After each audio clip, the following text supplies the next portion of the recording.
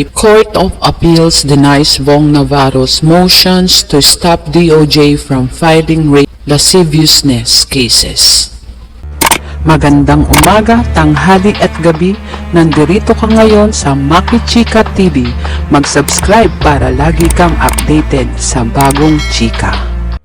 The Court of Appeals CA stood pat on its July 21, 2022 decision that ordered the Department of Justice DOJ to file rape by sexual intercourse and acts of lasciviousness against comedian and television host Ferdinand Vhong H. Navarro on complaints by model Denise Melinit Cornejo in a resolution promulgated last September 20 and written by Associate Justice Florencio M. Mamawag Jr. The CA denied Navarro's motion for reconsideration and plea for status quo ante order SQAQ that would stop the DOJ from filing the criminal cases. The DOJ, through the Taguig City Prosecutor's Office, had filed the two cases before the city's Metropolitan Trial Court METC on acts of lasciviousness and before the Regional Trial Court RTC on rape. METC Judge Angela Francesca M. Dean of Branch 116 had found probable cause on Navarro's indictment for acts of lasciviousness under Article 336 of the Revised Penal Code RPC and ordered his arrest.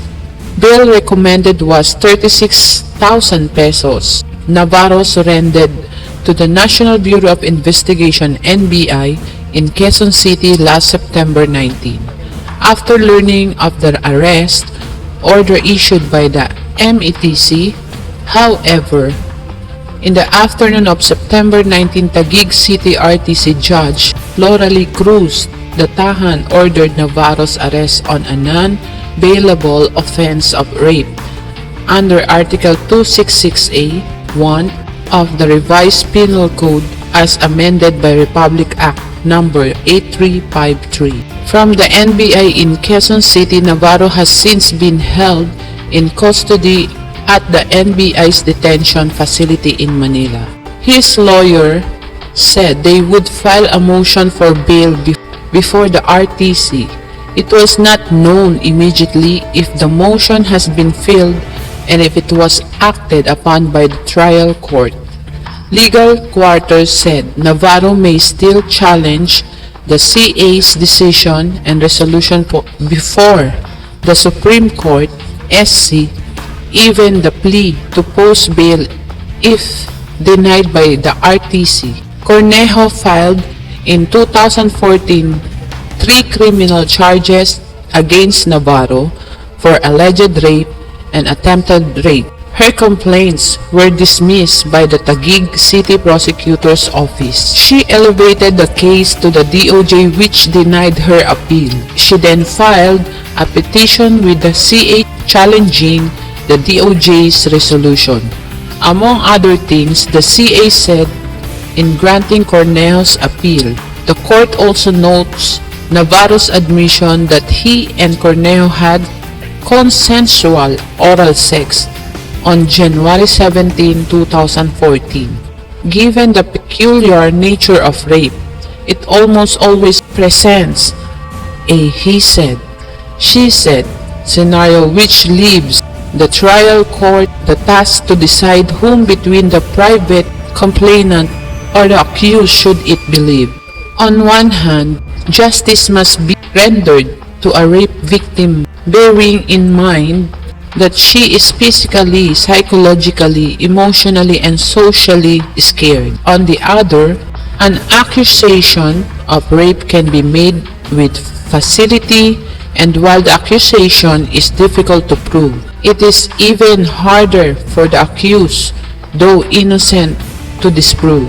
It was erroneous for the DOJ to deny Cornejo's petition for review on the ground that her statements in the complainant affidavits are inconsistent and incredible.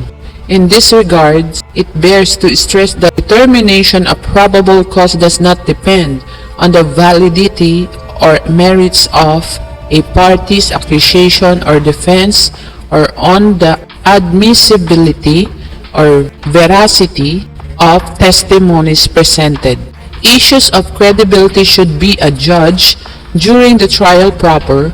It goes without saying that it is the trial court that has the unique power and position to observe the witnesses' deportment, manner of testifying, emphasis, gestures, and inflection of the voice, all of which are potent aids in ascertaining the witness' credibility. Ultimately, it falls upon the trial court to determine who between Navarro and Cornejo speaks the truth. Cornejo decries attempted rape on the night of January 2022, 2014, while Navarro denies any wrongdoing on his part. Finally, it must be borne in mind that the admissibility or inadmissibility of the parties' evidence should be ventilated before the trial court during the trial proper and not in the preliminary investigation. There need not be an inquiry into whether there is sufficient evidence to procure a conviction. In denying Navarro's motion for reconsideration and plea for SQAQ, the CA said Navarro's argument that the court cannot direct the OCP, Office of City Prosecutor, to file the information's criminal charge sheets because the assigned decision has not yet attained finality is simply untenable. Logic dictates that the filing of the information must necessarily follow upon determination of probable cause. To hold otherwise would set a dangerous precedent wherein the respondent may delay the filing of the case by deliberately bombarding the court with appeals or other forms of dilatory actions to question the outcome of the preliminary investigation. Likewise, whether the OCP is not a party to the petition is of no moment, since the public respondent and the OCP cannot be considered separate and distinct. For obvious reasons, it is the OCP that has the duty to file the informations upon determination on a probable cause because the cases ultimately fall within its jurisdiction. Finally, we also deny Navarro's prayer for issuance of status quo ante order. It is an established doctrine that injunction will not lie to enjoin a criminal prosecution. The reason for this rule is that the accused has an adequate remedy at law by establishing as a defense to the prosecution that he did not commit the act charged, or that the statute on which the prosecution is based is void, and, in case of conviction, be taking an appeal. Public interest requires the criminal acts be immediately investigated and prosecuted for the protection of society.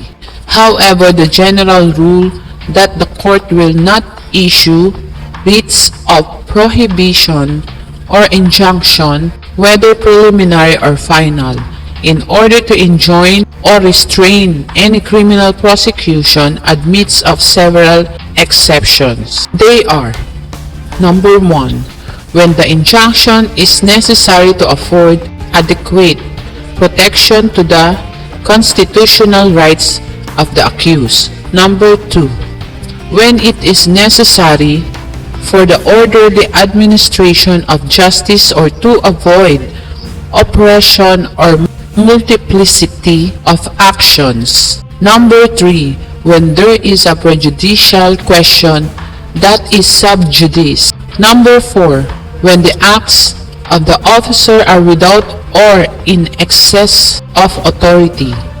Number 5. When the prosecution is under an invalid law, ordinance, or regulation.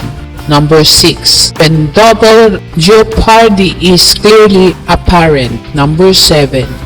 When the court has no jurisdiction over the offense. Number 8. When it is a case of persecution rather than prosecution. Number 9. When the charges are manifestly false and motivated by the lust for vengeance. And number 10. When there is clearly no prima facie case against the accused and the motion to quash on that ground has been denied. Thus, absent any showing that Navarro case falls under any of the recognized exceptions, the prayer for the issuance of a status quo ante order to enjoin the filing of the information must be denied. Wherefore, for all the above reasons, the instant motions for reconsideration and for the issuance of a status quo ante order are denied for lack of merit. So ordered. Maraming salamat sa panonood.